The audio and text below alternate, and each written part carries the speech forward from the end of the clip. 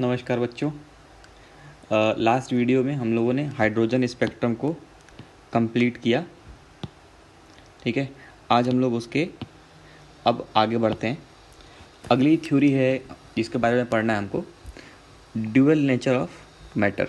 ठीक है, इसको एक साइंटिस्ट थे डी ब्रॉगली, उन्होंने दिया था, इसीलिए इसको हम लोग डी ब्रॉगली हाइपोथेसिस भी बोलते हैं।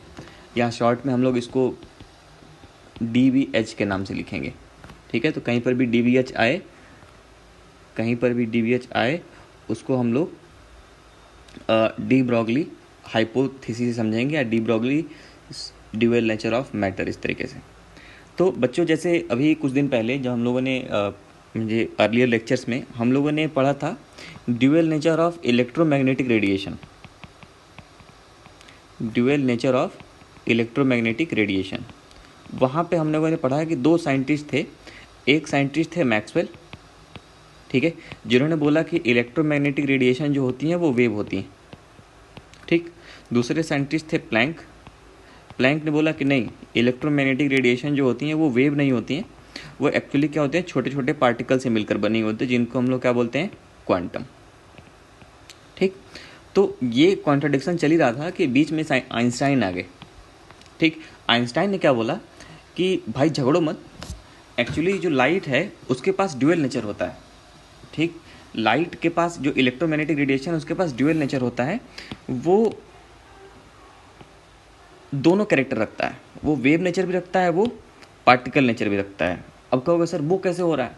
ठीक है, तो मेरा क्वेश्चन है कि क्या आपका ड्यूअल नेचर नहीं होता है ना? आप घर पे किसी और तरह बिहेव करते हो, स्कूल में किसी और तरीके से बिहेव करते हो, ग्राउंड पे किसी और तरीके से बिहेव करते हो, तो सबके मल्टीपल बिहेवियर्स होते हैं। तो वैसे ही लाइट के भी मल्टीपल दो बिहेवियर हैं, एक है पार्टिकल नेचर और एक है वेव नेचर। दोनों अलग अलग समय पे बाहर आते हैं। दोनों, एक लाइट एक ही समय पे पार्टिकल और वेव नेचर नहीं शो कर सकता है। एक समय पे वेव है तो वेव है, पार्टिकल है तो पार्टिकल है। ठीक, अब वो बात आती है कि वेव कब है? वेव तब होता है जब वो किसी दूसरी वेव के साथ इंटरेक्ट कर रहा हो। पार्टिकल कब है? जब वो किसी मैटर के साथ इंटरेक्ट कर रहा होता है। ठीक, तो लाइट के पास ड्यूअल नेचर होता है। तो उसी के बेसिस पर जो डी ब्रॉगली थे उन्होंने अपना एक हाइपोथेसिस दिया था इन रिस्पेक्ट ऑफ मैटर। ठीक है, विद रिस्पेक्ट टू मैटर उन्होंने एक अपनी हाइपोथेसिस दी थी, जिसमें उन्होंने बोला था कि जो मैटर होता है उसके पास भी ड्यूअल नेचर होता है। ठीक, वो भी पार्टिकल और वेव नेचर रखता है। ठीक, तो उसके पहले कि हम लोग DBH पे आए, हम लोग थोड़ा सा आइंस्टाइन के हाइपोथेसिस के बारे में, जो आइंस्टाइन का कंक्लूजन था उसके बारे में पढ़ लेते हैं। उसमें क्या था कि Einstein has suggested that light behaves as a wave as like a particle, I it has a dual character. इसके बारे में मैंने बता दिया आपको। अब उसकी हेल्प से उन्होंने, इस हाइपोथेसिस की हेल्प से उन्होंने क्या किया कि लाइट का जो पार्टिकल था ना, मतलब यानी कि फोटोन, ठीक है, उसका मास उन्होंने निकालने के लिए एक फार्मूला ईजाद किया। ठीक है, उसका मास निकालने के लिए उन्होंने फार्मूला ईजाद किया, दो फार्मूले इसके बेसिस पे।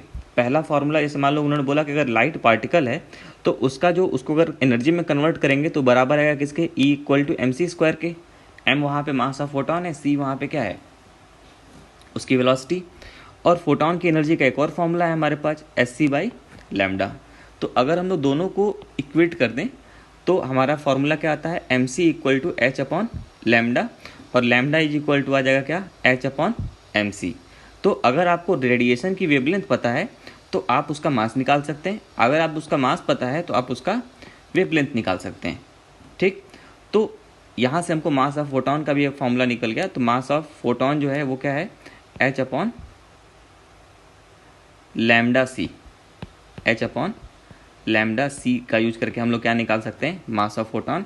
या हम लोग ये जो ये देखिए h/mc है, तो mc क्या है, c है वेलोसिटी है, m मास है। तो हमको पता है कि हम एक फिजिकल क्वांटिटी होती है मोमेंटम। मोमेंटम का फॉर्मूला होता है मास इनटू वेलोसिटी। ठीक है, जिसको हम लोग रिप्रेजेंट कर रहे हैं यहाँ पे p से। तो अगर आपको फोटोन की मोमेंटम निकालना है, मतलब मास इनटू वेलोसिटी निकालना है किसका, फोटोन का, तो वो भी हम निकाल सकते हैं h/λ से। ठीक, तो डी ब्रॉगली ने क्या किया, यही सेम कॉन्सेप्ट उठाया और लगा दिया किसके ऊपर,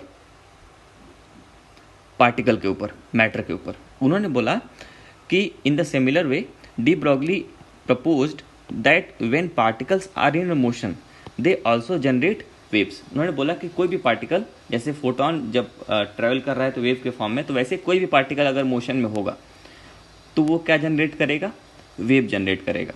ठीक, और उससे वो जो वेव होगी, wave associated with matter are known as matter waves. ठीक है, जो मैटर के साथ एसोसिएटेड वेव हैं उनको हम लोग क्या नाम देंगे, मैटर वेव्स, या सिंपली डी ब्रॉगली वेव्स भी बोल सकते हैं।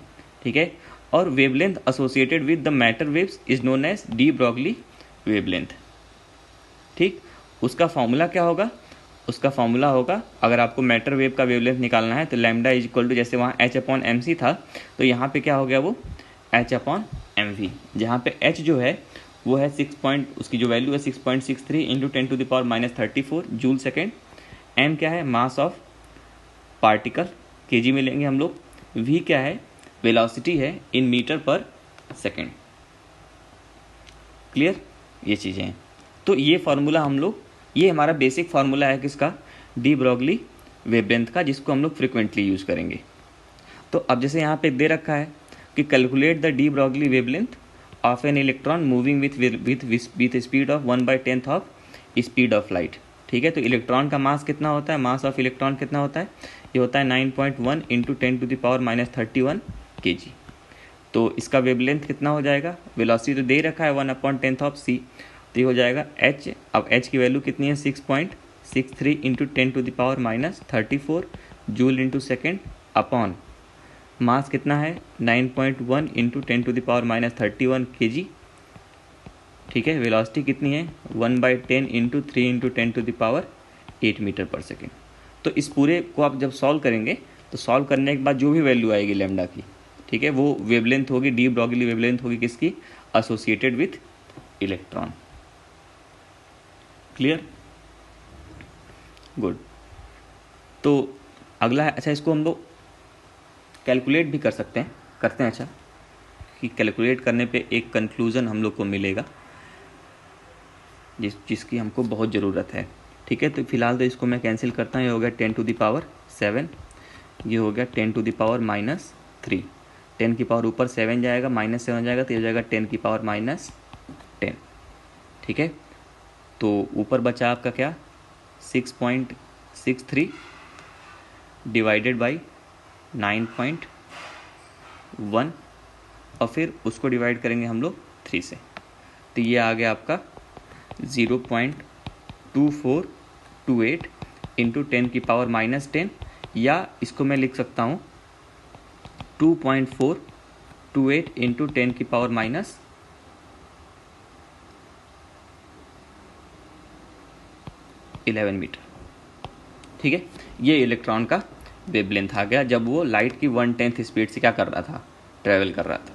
ठीक, अगर यही चीज़ हम लोग किसी बड़े ऑब्जेक्ट के ऊपर लगाएं, calculate wavelength of a car of mass 2000 kg moving with speed 180 kilometre per hour. ठीक है, तो सबसे पहला काम तो अब इसके लिए मान लो हमको लैम्डा निकालना है, तो लैम्डा इज इक्वल टू क्या हो जाएगा, h अपॉन mv। तो h की वैल्यू कितनी है 6.63 into 10⁻−34 divided by 2000 multiplied by 180, लेकिन हमको इसको मीटर पर सेकेंड में लेना है, तो इसको मीटर में कन्वर्ट करने के लिए हम लोग क्या करेंगे, 1000 से मल्टीप्लाई करेंगे, और आवर को सेकंड में बदलने के लिए हम लोग क्या करेंगे, 3600 से डिवाइड कर देंगे। ठीक, तो ये आपका क्या हो गया, ये कैंसिल हो गया, और ऊपर क्या चला जाएगा 6.63 into 36 multiplied by 10⁻−34 divided by 18, 2 जा कितना हो जाएगा ये 36, यहाँ पे 3 0 है, 1 0 यहाँ पे, 1 0 यहाँ पे, 3 1 4 1 5 इंटू 10⁻5, तो 5 ऊपर जाके -5 हो जाएगा, तो ये कितना हो जाएगा 10⁻39। ठीक है, और 36 कैंसिल हो गया, कितना आया 6.63 इंटू 10⁻39 मीटर।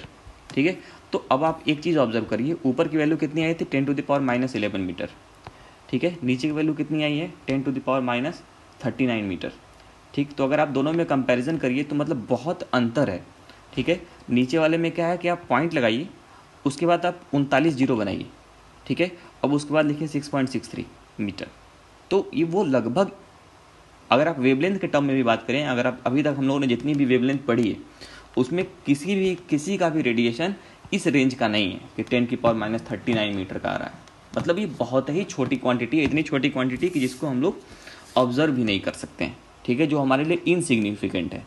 लेकिन इलेक्ट्रॉन की वेवलेंथ वो हमारे रीच में, हम लोग पिकोमीटर फर्मीमीटर तक पढ़ते हैं और उनको ऑब्जर्व भी करते हैं, तो वो हमारे रेंज में है। तो इलेक्ट्रॉन के लिए जो वेवलेंथ आ रही है वो हमारे लिए सिग्निफिकेंट है, जिसको हम लोग ऑब्जर्व कर सकते हैं। लेकिन जो मैक्रो पार्टिकल हैं, जो बड़े पार्टिकल हैं जिनको हम लोग देख सकते हैं, उनके लिए अगर हम लोग वेवलेंथ निकालेंगे तो वो हमारे लिए सिग्निफिकेंट नहीं है, ठीक है। तो इसीलिए जो D Broglie wavelength is significant only for microscopic particles, ठीक है। माइक्रोस्कोपिक पार्टिकल मतलब electron, proton, neutron, alpha particle, इन्हीं चारों के लिए हम लोग पढ़ेंगे। और ऐसे ही जो दूसरे पार्टिकल हैं उनके लिए सिग्निफिकेंट है। बड़े पार्टिकल जैसे बॉल के लिए, अपने ह्यूमन मास के लिए, बाइक के लिए, कार के लिए, उनके साथ भी वेव एसोसिएटेड होती है मूविंग कंडीशन में, लेकिन उसका कोई सिग्निफिकेंस नहीं है, ठीक है। तो उसको हम लोग कोई भाव यहाँ पर नहीं देने वाले हैं, ठीक। तो अब यहाँ पे क्या है कि नेक्स्ट हम लोग एक फार्मूला तो हम लोग डिराइव कर चुके हैं वेवलेंथ का, H/mv। तो ये तो फार्मूला तब लगाएंगे जब हमको मास और वेलोसिटी दिया हो। कई बार हमको मास और वेलोसिटी न दे करके काइनेटिक एनर्जी दे दिया जाता है क्वेश्चन में, तो उस कंडीशन में हम लोग काइनेटिक एनर्जी के टर्म में डायरेक्ट फार्मूला डिराइव कर लिए हैं कि kinetic energy D Broglie wavelength in terms of kinetic energy कैसे निकालेंगे।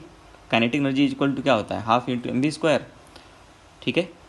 मास से दोनों साइड में मल्टीप्लाई कर दिए तो क्या हो गया, m into kinetic energy is equal to half m² v²। 2 को दूसरे साइड में ले आए तो क्या हो गया, m² v² equal to 2m/ke। तो mv इक्वल टू क्या हो गया, मोमेंटम। ये क्या है, मोमेंटम इक्वल टू क्या हो गया, √2 into mass into kinetic energy.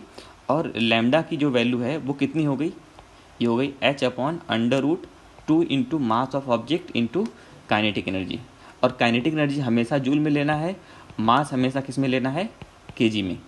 और h की वैल्यू हमेशा आप क्या लेंगे, 6.63 इंटू 10⁻34 जूल सेकेंड, ठीक। तो ये एक फार्मूला हो गया। अब उसका यूज़ करके हम लोग एक अपना कैलकुलेशन करते हैं। Calculate de Broglie wavelength for alpha particle having kinetic energy equal to this. तो उसके लिए सबसे पहले तो मुझे क्या पता होना चाहिए, मास ऑफ अल्फा पार्टिकल। तो मास ऑफ अल्फा पार्टिकल जो होता है वो 4 AMU होता है। कितना होता है, 4 AMU। आप 9th क्लास में ये पढ़े होंगे एटॉमिक मास यूनिट, और दोबारा आप पढ़ेंगे मोल कॉन्सेप्ट में। फिलहाल तो आप इतना समझ लीजिए कि 1 AMU इक्वल टू होता है 1.67 इंटू 10⁻⁻27 kg। तो जो अल्फा पार्टिकल का जो मास है वो है 4 इंटू 1.67 इंटू 10⁻⁻27 kg, ये इसका मास है। काइनेटिक एनर्जी दे रखा है, लैम्डा निकाल लीजिए। लैम्डा इक्वल टू क्या हो जाएगा, h की वैल्यू कितनी है, 6.63 into 10⁻34 joule second divided by √2 into 4 into 1.67 into 10⁻⁻27, ये उसका मास हो गया। काइनेटिक एनर्जी कितना दे रखा है, 5 इंटू 10⁻⁸ जूल, ठीक। ये पूरा सॉल्व कर देंगे, आपको क्या मिल जाएगा, wavelength associated with alpha particle, ठीक है। अगला एक क्वेश्चन दे रखा है, calculate the ratio of wavelength of alpha particle to proton if ratio of their kinetic energy is 1/4, ठीक है। रेशियो ऑफ वेवलेंथ निकालना है अल्फा पार्टिकल का, किसके साथ, प्रोटॉन के साथ, ठीक है। तो उसके लिए सबसे पहले तो आपको 2 चीज़ें पता होनी, ये पहले तो हम लोग निकाल ही लेते हैं सीधा, ठीक है। तो जैसे मान लीजिए कि अल्फा पार्टिकल का अगर आप वेवलेंथ, या प्रोटॉन के लिए अगर वेवलेंथ निकालेंगे, कितना आएगा, H/√2 into mass of proton into kinetic energy of alpha particle, ठीक है। प्रोटॉन, ठीक है।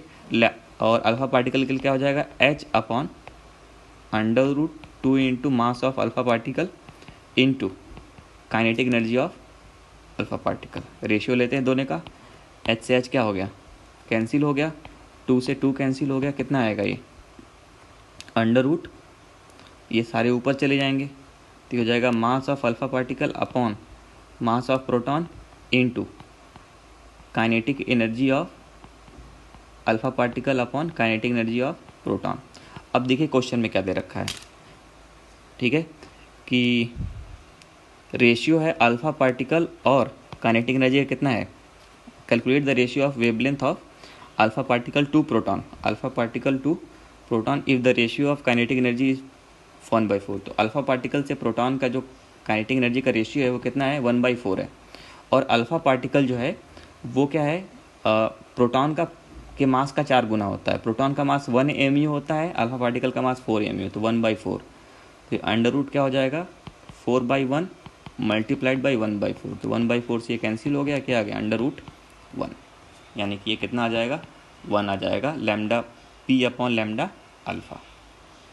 ठीक, कई बार आपको चार्ज दे देता है, ठीक है, कई बार आपको चार्ज दे दिया जाता है और उसका एक्साइटेशन पोटेंशियल दे दिया जाता है कि उसको हम लोग कितने पोटेंशियल के साथ क्या कर रहे हैं, एक्साइट कर रहे हैं। वो जो हम लोग इलेक्ट्रॉन वोल्ट वाले सेटअप में सारा देखे थे कि हम लोग 2 इलेक्ट्रोड ले लिए, उसके बीच में एक चार्ज रख दीजिए, तो वो चार्ज क्या करेगा, मूव करेगा। अगर वो निगेटिव होगा तो पॉजिटिव की तरफ मूव करेगा, पॉजिटिव होगा तो निगेटिव की तरफ मूव करेगा। तो अगर वो पहले स्टैटिक था तो वो कुछ काइनेटिक एनर्जी गेन कर लेगा, तो उस केस में जो उसकी काइनेटिक एनर्जी होगी वो बराबर होगी किसके, चार्ज इनटू पोटेंशियल डिफरेंस के। तो H इक्वल टू क्या हो जाएगा, H upon lambda equal to हो जाएगा H अपॉन काइनेटिक एनर्जी की जगह रख दिए 2m/QV, ठीक है। और यही अगर आप इलेक्ट्रॉन के लिए निकालेंगे तो इलेक्ट्रॉन के लिए तो Q पता होता है हमको, H कांस्टेंट ही है, मास भी पता है, 2 भी पता है, तो सारा चीज़ अगर आप रख देंगे तो लैम्डा की जो वैल्यू आती है वो आती है 12.3 upon under root V angstrom में आ जाती है। तो ये 2 फार्मूले हैं, 2 और फार्मूले कि अगर आपको अननोन चार्ज दिया गया है और पोटेंशियल दिया गया है तो ये फार्मूला लगाएंगे, और इलेक्ट्रॉन दिया गया है तो आप डायरेक्टली ये फार्मूला लगा सकते हैं। क्लियर। तो अब ये देखिए फिर से एक क्वेश्चन दिया गया है, calculate the ratio of de Broglie wavelength of alpha particle to proton when accelerated through same potential difference from rest. निकाल देते हैं, तो क्या हो गया, लैम्डा ऑफ प्रोटॉन निकालते हैं पहले, ये क्या हो जाएगा, H upon under root 2 into mass of proton into charge of proton multiplied by potential difference. फिर है लैम्डा ऑफ अल्फा पार्टिकल, ये क्या है, H upon under root 2 into mass of alpha particle into charge of alpha particle into potential difference. अगर ratio लेंगे H से H cancel हो गया, 2 से 2 कैंसिल हो गया, V से V कैंसिल हो गया क्योंकि पोटेंशियल डिफरेंस सेम है। तो क्या बचेगा, M अल्फ़ा Q अल्फ़ा ऊपर चला जाएगा, तो M alpha upon MP multiplied by Q alpha upon QP, ये बचेगा। तो मास ऑफ अल्फ़ा पार्टिकल ये कितना होता है, 4 टाइम्स, चार्ज जो होता है वो 2 टाइम्स होता है, तो कितना आ जाएगा, अंडर रूट 8, और ये क्या हो जाएगा, 2√2। तो lambda P upon lambda alpha कितना हो गया, ये आ जाएगा 2√2। एक और क्वेश्चन है, calculate de Broglie wavelength of electron which is accelerated from rest through a potential difference 1.5 electron volt. ये तो डायरेक्ट कर देंगे हम लोग ना, लैम्डा इक्वल टू क्या हो जाएगा, 12.3 अपॉन अंडर रूट 1.5 एंगस्ट्रॉम, ख़त्म। ठीक, अगला देखिए, अगला है an electron having initial kinetic energy 6 electron volt. An electron having kinetic energy 6 electron initial. यहाँ देखो पहले क्या था, पहले डिफरेंट था, पहले उसके पास क्या था, वो रेस्ट में था, ठीक है। अभी क्या है कि वो रेस्ट में नहीं है, उसके पास पहले से कुछ काइनेटिक एनर्जी है, कितनी, 6 इलेक्ट्रॉन वोल्ट, और फिर उसको एक्सेलरेट किया जा रहा है कितना, 4 वोल्ट से। तो मतलब उसको 4 इलेक्ट्रॉन वोल्ट हम लोग और एनर्जी दे रहे हैं क्योंकि इलेक्ट्रॉन को एक्सेलरेट कर रहे हैं। तो पहले उसका एनर्जी खुद में 4 इलेक्ट्रॉन वोल्ट था, 4 वोल्ट से क्या किया, उसको हम लोग एक्सेलरेट किए। तो अब पोटेंशियल डिफरेंस इनटू चार्ज कितना हो जाएगा, उसकी जो गिवन एनर्जी है वो कितना आया, 4 इलेक्ट्रॉन वोल्ट। तो टोटल जो एनर्जी हो जाएगा वो कितना हो जाएगा, 6 electron volt plus 4 electron volt, ठीक है। तो ये कितना आ जाएगा आपका 10 इलेक्ट्रॉन वोल्ट। तो अब इसका इक्विवेलेंट अगर आप पोटेंशियल निकालेंगे, मतलब 10 इलेक्ट्रॉन वोल्ट के इक्विवेलेंट अगर आप पोटेंशियल निकालेंगे तो वो कितना आएगा, 10 वोल्ट आएगा। तो अगर आपको लैम्डा निकालना है तो एक सिंपली क्या हो जाएगा, 12.3 अपॉन √10, खत्म, एंगस्ट्रॉम। ठीक, तो इलेक्ट्रॉन के केस में निकालना है तो बहुत ही आसान है। अगर आपको रेस्ट से इलेक्ट्रॉन दिया गया है कि अगर वो रेस्ट से उसको एक्साइट कर रहे हैं, तो जितना वैल्यू दिया गया है, जितना पोटेंशियल दिया गया है वही रख दीजिए, या जितनी एनर्जी दी गई है उसमें से इलेक्ट्रॉन निकाल के उसको रख दीजिए, ठीक है। लेकिन अगर उसके पास पहले से कुछ काइनेटिक एनर्जी है तो पहले से गेन की गई काइनेटिक एनर्जी और बाद में गेन की गई काइनेटिक एनर्जी, दोनों को जोड़िए, उसका इक्विवेलेंट पोटेंशियल रखिए और फिर उसमें आप कैलकुलेट कर लीजिए। Thank you. आई होप आप आज डी ब्रॉगली वेवलेंथ आपको क्लियर होगा। मिलते हैं नेक्स्ट वीडियो में।